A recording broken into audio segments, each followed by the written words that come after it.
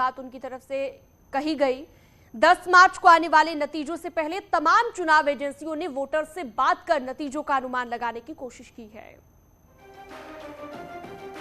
तो तमाम जो एजेंसियां हैं उन्होंने सर्वे किया और तमाम एजेंसियों के सर्वे में योगी आदित्यनाथ की अगुवाई में यूपी में एक बार फिर से बीजेपी बहुमत पाती दिख रही है। अनुमान के मुताबिक बीजेपी को 250 सीटें मिल सकती हैं, जबकि समाजवादी पार्टी को 134 सीट मिलने का अनुमान लगाया जा रहा है। बहुजन समाज पार्टी इस बार भी पिछला ही प्रदर्शन दोहराती नजर आ रही है। लगभग 12 के आसपास सीटें जो है बीएसपी को दी है। तमाम जो सर्वे एजेंसियां हैं, कांग्रेस को मात्र 5 सीटें मिलने का अनुमान एजेंसियों ने जताया है, जबकि अन्य के खाते में 2 सीटें जा सकती है। यानी कि यूपी में बीजेपी एक नया इतिहास लिखने जा रही है, क्योंकि पिछले 3 दशक से कभी भी कोई पार्टी बैक टू बैक पूर्ण बहुमत की सरकार नहीं बना पाई है। तो अगर ऐसा होता है, अगर एग्जिट पोल के जो अनुमान है वो नतीजों में तब्दील होते हैं, तो एक इतिहास हम कह सकते हैं बीजेपी यहां पर रचने जा रही है। क्या दोबारा से बीजेपी की सरकार बनेगी, या फिर जो महा एग्जिट पोल है जो तमाम एजेंसियों ने सर्वे किए हैं वो कितना सही साबित होते हैं, इस पर सभी की नजरें टिकी रहेंगी। 10 मार्च को ही पूरे तरीके से तस्वीर साफ हो पाएगी।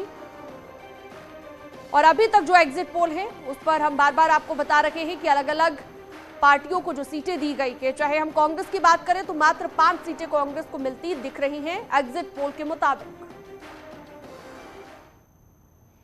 यूपी के डिप्टी सीएम केशव प्रसाद मौर्य ने दावा किया है कि यूपी में बीजेपी अपना पुराना रिकॉर्ड तोड़ने जा रही है। जनता ने बीजेपी के पक्ष में खुलकर मतदान किया है। आत्मविश्वास से भरे हुए जनता का आशीर्वाद पूरी तरह से हम सबको प्राप्त हुआ है। यह पूरा चुनाव जाति धर्म से ऊपर उठ करके गरीब कल्याण के मुद्दे पर हुआ है, विकास के मुद्दे पर हुआ है, सुशासन के मुद्दे पर हुआ है, और उत्तर प्रदेश को उत्तम प्रदेश कौन बना सकता है इसकी तुलना करके लोगों ने मतदान किया है।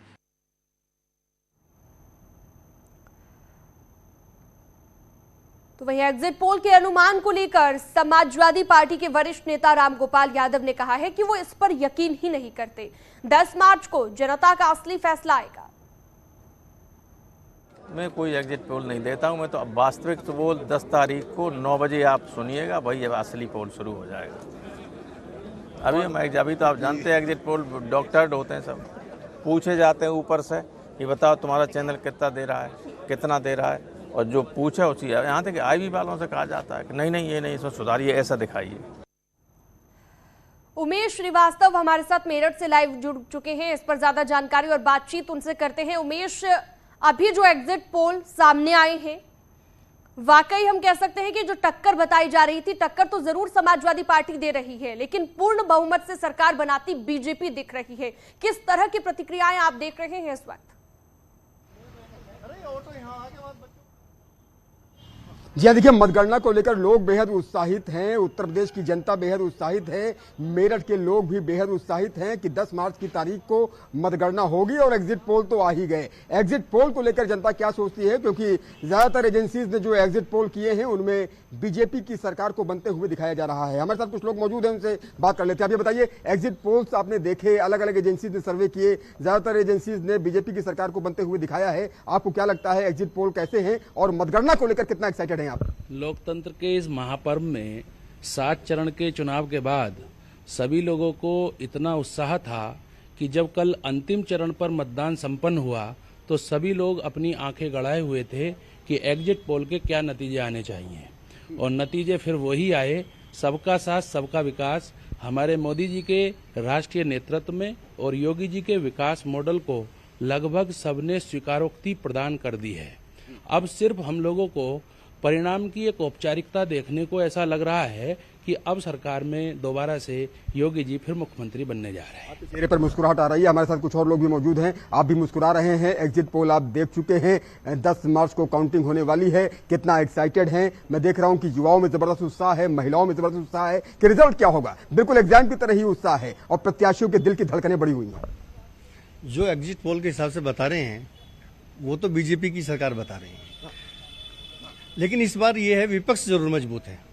पिछली बार विपक्ष नहीं था, इस बार विपक्ष मजबूत है और विपक्ष मजबूत होना भी चाहिए। अगर सीधा एक ही आदमी के हाथ में पूरा कंट्रोल दे दिया जाता है तो अपनी मनमर्जी करता है, वो कोई भी सत्ता हो, मतलब उसमें चाहे समाजवादी हो या बसपा हो या कांग्रेस हो या बीजेपी हो, वो निरंकुश हो जाती है। इसलिए विपक्ष होना बहुत जरूरी है, और इस बार विपक्ष चूंकि मजबूत है तो सरकार अच्छी चलेगी। विपक्ष मजबूत है तो सरकार अच्छी चलेगी। हमारे साथ कुछ और लोग मौजूद हैं। आप ये बताइए कितना एक्साइटेड है रिजल्ट्स को लेकर के? बिल्कुल एग्जाम की तरह ही रिजल्ट्स आने वाले हैं। जैसे एग्जाम में उत्साह होता है वैसे ही मतगणना को लेकर उत्साह में दिख रहा हूं, और मुस्कुराहट जनता के चेहरे पर है क्योंकि अब हमारा दिन है। जैसा कि आज हम सब लोग अंतर्राष्ट्रीय महिला दिवस मना रहे हैं, महिलाओं की सुरक्षा को लेकर के आज हम सब लोग इकट्ठा भी हुए हैं, और जो एग्जिट पोल आए हैं वो इसी और इशारा कर रहे हैं कि जो महिला सुरक्षा और कानून व्यवस्था के जो मुद्दे रहे वो जनता ने दिलो दिमाग में रखे और अच्छी कानून व्यवस्था को सबने वोट किया है। और मैं उम्मीद करता हूं कि एग्जिट पोल एग्जैक्ट पोल में कन्वर्ट होगा। एग्जिट पोल एग्जैक्ट पोल में कन्वर्ट होगा। आपको क्या लगता है कि सबसे बड़ा मुद्दा इस बार जनता के दिल में क्या घर कर गया? और एग्जिट पोल जो इशारा कर रहे हैं कि बिल्कुल आप बात करते रहिए उमेश। हमारे साथ उपेंद्र द्विवेदी भी जुड़ गए हैं वाराणसी से लाइव। उपेंद्र, वाराणसी में